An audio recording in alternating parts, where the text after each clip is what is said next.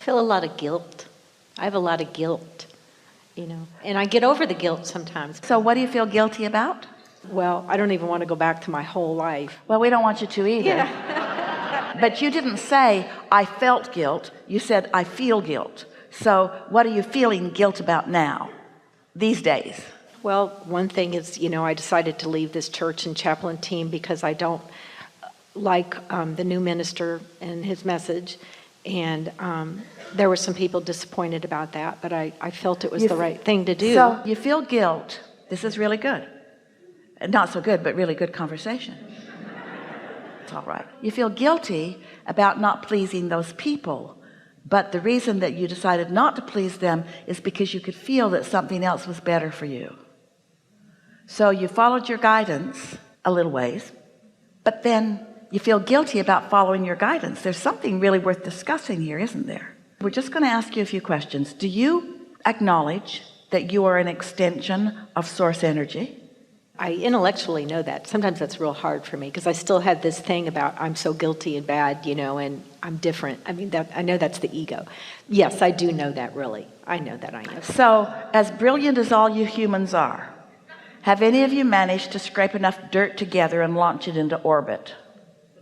Then there must be something else going on.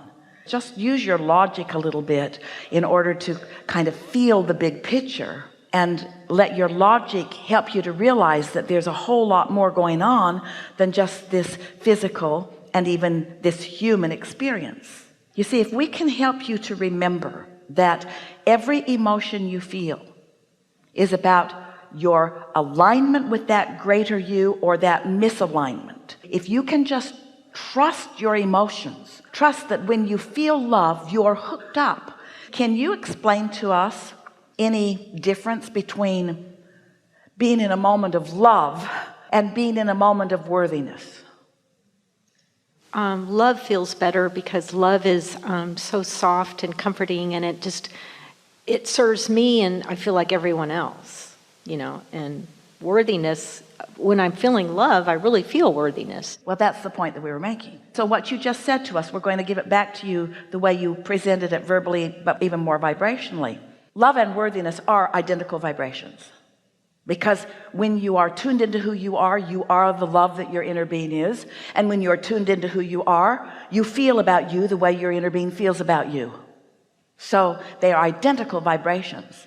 But as a human, the feeling of love is softer and easier for you than the feeling of worthiness, because you've practiced not feeling worthy. So the word worthy automatically takes you away from who you really are, while the word love sort of brings you back to who you really are. And that's just an individual observation that we're making about you. We're not saying that that's the way it is across the board. It's just easier for you to accept that love is like God, while worthiness is something that you're not able to accomplish. And we want you to know that they are the same thing, that when you feel worthy, you are in concert with source energy. So now let's stay here for a little bit. This is helpful to everyone. What is it that you said you feel guilty about? And can we agree that when you feel guilty, you're focused on something in a way that your inner being isn't? You're seeing something differently than your inner being sees it. Do you understand enough about your guidance system to acknowledge that that is true? Mm-hmm. So when you feel guilt, what does that mean? You're looking at something different than your inner being is looking at it. So what did you say you feel guilty about? What's the subject? Leaving the chaplain team at my church. All right, so you feel guilty about that, which is different than how your inner being feels. So can you extrapolate from that what your inner being might be feeling? My inner being, I feel, feels at peace and wants me to go a different direction. Your inner being knows that all is well with you. Your inner being is loving you anyway. Your inner being is not judging you as doing something inappropriate. Your inner being is reveling in you moving in the direction of who you are. How are you going to know? If you don't know what you don't want, how are you going to know what you do want? In all this discussion that we've had here today, there's something that we really want to bring forward into the conversation and emphasize in a way that you can all really feel it. And that is, you want to acquaint yourself with your guidance system. So you want to identify What is it that feels good to you, and what is it that doesn't feel so good to you? Because where you stand in any moment in time, there is a path of lesser resistance. Your inner being is never saying to you, we want you to go directly to everything that you want. Your inner being is saying to you, since you have resistance on your path that you've put there, and it's okay, your inner being is saying, this would be a way, and then that would be a way, and then that would be a way, and then that would be a way. Your inner being is always just leading you to what feels better and therefore is better on your way of unfolding. Your inner being is not saying you must do it this way. Does that make sense to you? Mm-hmm. And so tell us again what you feel guilty about. And now I don't. It's just that I realize, yeah, now I don't. So now let's take a step further. So do you find yourself from time to time, even though you're not going there anymore, of thinking about them over there? Thinking about the chaplain team? Yeah. Yes, I still feel like this one man's in my face who was kind of... So you find yourself thinking about it. So even though you're not going there, your thoughts are. And when your thoughts go there, you don't feel so good. So now you got two choices.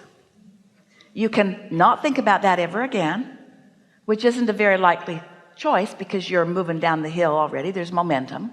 So it's not logical that you'll just never think about that again. Or you can find some things to think about that your inner being is in complete agreement about. Lots of good work happening there. Lovely people over there. Really well-meaning people there.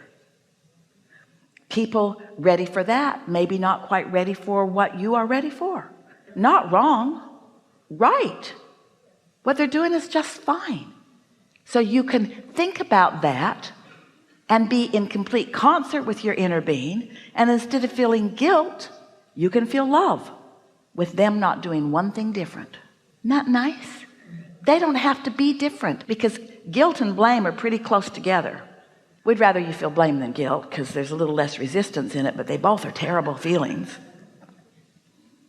We'd a whole lot rather you feel love, but you can't jump from guilt all the way to love, not in one big step. But you can feel connection, you can feel aligned, you can feel satisfied, you can feel more sure about things, and then you can find yourself thinking back on that, or thinking not back, but thinking about what they're doing right now while you're doing something right now, and you can feel appreciation for the step that they provided for you, for the bounce that they gave you. Is it a minister, did you say? A leader? Yes, yes. If you had a minister or a leader who every word just spoke to you, so you never had to think any of your own thoughts or pay any attention to your own guidance, you just became completely dependent upon what that person said. Some people might say, ooh, this is a place that I will want to remain forevermore. But your inner being is not encouraging that. Your inner being is not encouraging your dependency on somebody else and what they think for guidance. Your inner being is wanting to call you to your own guidance. Think about it. Let's say that you're making your way somewhere and you want to know the right path to take. So you tune into your inner being, and your inner being says, keep moving forward, and when you get over here, turn left. And so you say, my guidance said turn left, and I'm going to follow that guidance. And so all you do is just keep turning left.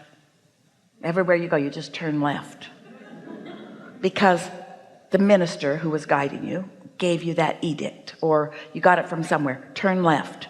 So you say, I'm going to turn left. Where are you going? Left. Then where are you going? Left. What are you going to do after that? I'm going to turn left again. Well, when you tune into your own guidance, where it's in the moment, sometimes you go straight, sometimes you turn left, sometimes you pause for a minute, sometimes you go there.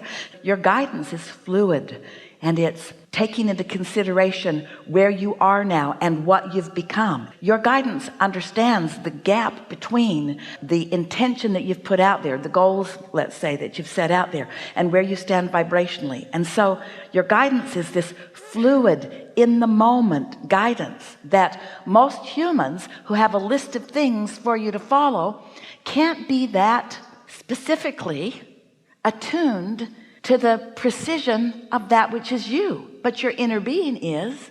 So it's not that you turned your back on them, it's that you took what you learned there and bounced into stronger knowing. We promise you that any teacher, any uplifter is ultimately wanting to uplift you to your own autonomy, to your own guidance, to your own connection, to your own awareness of empowerment, because you can't be for others the uplifter that you were born to be unless you're tuned in, tapped in, turned on. Helpful? Yeah. This was a big conversation. Enough?